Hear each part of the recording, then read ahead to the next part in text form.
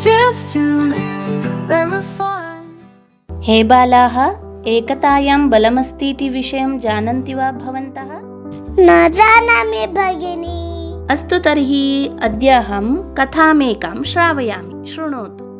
एकस्मिन् काले गोदावरीनद्याः तीरे शाल्मलीवृक्षः आसीत्।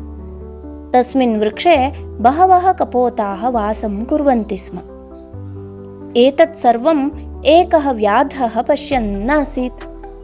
सः कपोतान् गृहीतुम् एकम् उपायं कृतवान्।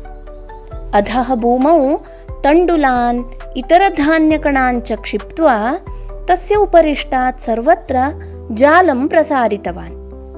तदुत्तरं किञ्चित् समयानन्तरं केचन कपोताः तत्र आगतवन्तः।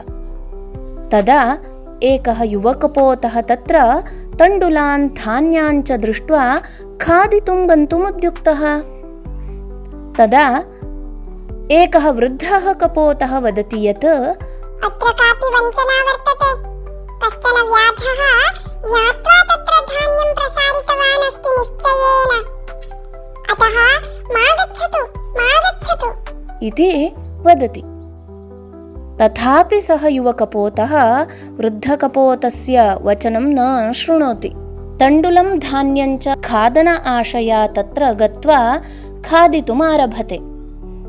तद्दृष्ट्वा अन्ये कपोताः अपि तम् अनुसरन्ति।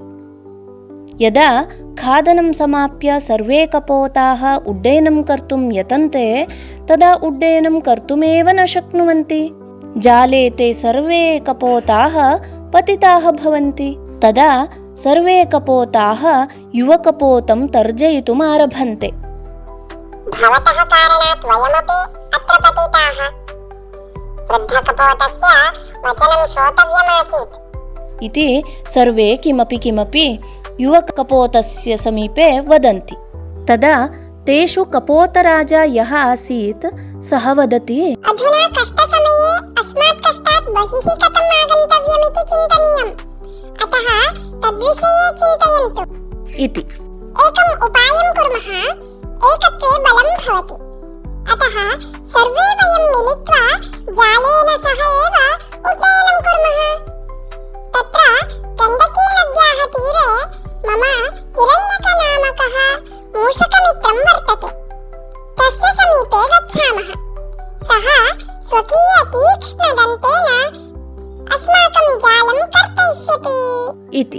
कपोतराज्ञः आज्ञानुसारं सर्वे कपोताः युगपत् जालमुत्थाप्य उड्डयनम् आरब्धवन्तः। तद्दृष्ट्वा व्याधः कपोतानां पृष्ठे एव धावितवान्। किन्तु कपोताः वेगेन उड्डयनं कृत्वा मूषकमित्रस्य हिरण्यकस्य समीपे प्राप्तवन्तः एव। स्वकपोतमित्रस्य स्थितिं दृष्ट्वा मूषकमित्रहिरण्यकः जालं स्वतीक्ष्णदन्तेन कर्तयितुम् आरब्धवान्। स्वस्य अन्यानि मित्राणि अपि आहूतवान्। सर्वे मूषकाः मिलित्वा कपोतानां जालं कर्तयित्वा तेषां कृते साहाय्यं कृतवन्तः। जालात् मुक्ताः भूत्वा कपोताः हिरण्यकस्य कृते अन्यमूषकानां कृते धन्यवादम् उक्त्वा स्वगृहं गतवन्तः। हे बालाः, अतः जीवने सर्वदा ज्येष्ठानां वचनं श्रोतव्यम्। तथैव एकत्वे बलं भवति। कष्टकाले अन्येषां साहाय्यमपि करणीयम् खलु? एतदंशत्रयं वयम् अनया कथया ज्ञातुं शक्नुमः।